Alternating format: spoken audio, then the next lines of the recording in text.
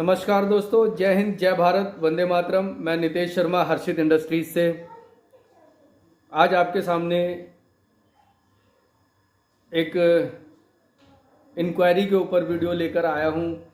हमारे एक मित्र का प्रश्न है कि डोसा बनाते समय डोसा प्लेट के ऊपर क्यों चिपकता है।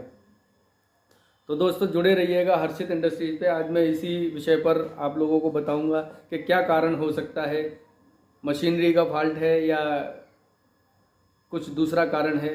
इसी विषय पर मैं आपको जानकारी दूंगा और हमसे जुड़े रहिएगा। पूरी जानकारी देखने के लिए आप हमारे YouTube चैनल पर भी विजिट कर सकते हैं। मशीनों का, हर प्रकार की मशीनों का जो किचन से संबंधित हैं उसके अंदर अपडेट आपको मिलेगा।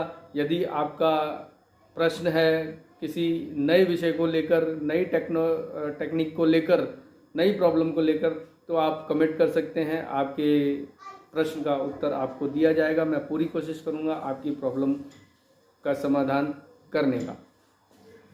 तो दोस्तों सबसे पहले तो आप ये सुनिश्चित करें कि आपका जो डोसा प्लेट बना हुआ है उसकी जो प्लेट की थिकनेस रहती है दोस्तों कम से कम 10 mm होनी चाहिए।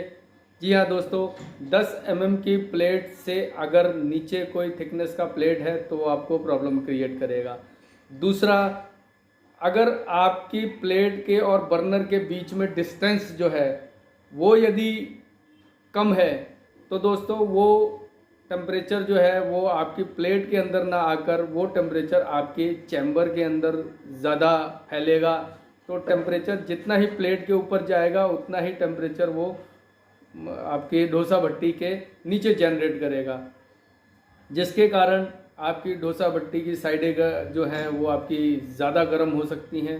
गर्म तो देखिए होती ही है, पर ओवरहीट हो सकती हैं, बहुत ज़्यादा इफेक्ट डालती हैं साइडों पर।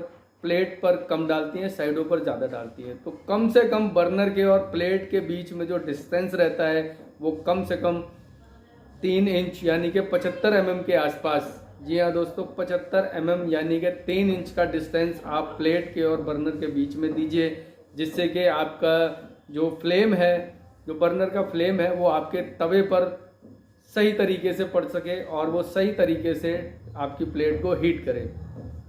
और दोस्तों ध्यान रखिएगा कि प्लेट को ओवरहीट होने से बचाइएगा, क्योंकि दूसरा कारण जो होता है ओवरहीट होने के कारण होता है। अगर आपका इस्तेमाल नहीं है, यूज़ नहीं है, तो आप बर्नर को बंद कर दीजिए या कम कर दीजिए। ओवरहीट होने से जो तवा का जो टेम्परेचर होता है वो बहुत ज़्यादा हो जाता है, जिसके कारण जैसे ही आप उसके ऊपर बैटर डालते हैं या आप बनाने की कोशिश करते हैं तो वो चिपक जाता है।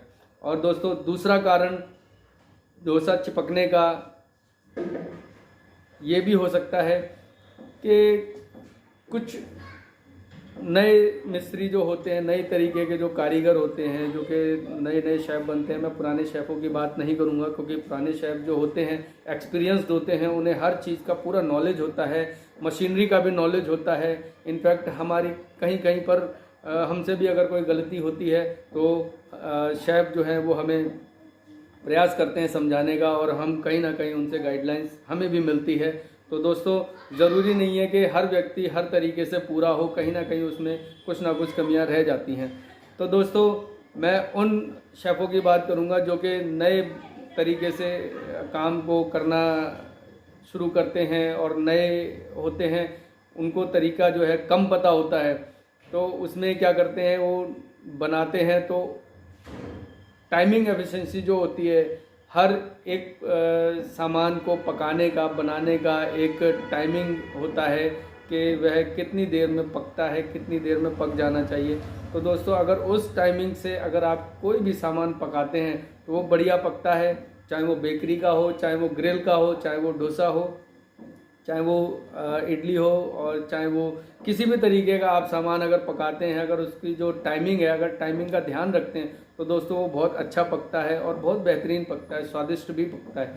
यदि आप उसके टाइमिंग से पहले या टाइमिंग के बाद अगर आप उस पर ध्यान देते हैं तो कहीं ना कहीं आपको स्वाद में भी फ़र्क देखने को मिलेगा, और कहीं ना कहीं आपको जो सामान आपका है वो कच्चा भी रह सकता है अगर समय से पहले उतारेंगे, और जल भी जाता है यदि आप समय से ज़्यादा उसको रखते हैं। तो दोस्तों ये भी एक कारण है कि आपको टाइमिंग का पूरा ध्यान रखना है कि आप कौन से सामान को कितना टाइम देते हैं उसे पकाने में।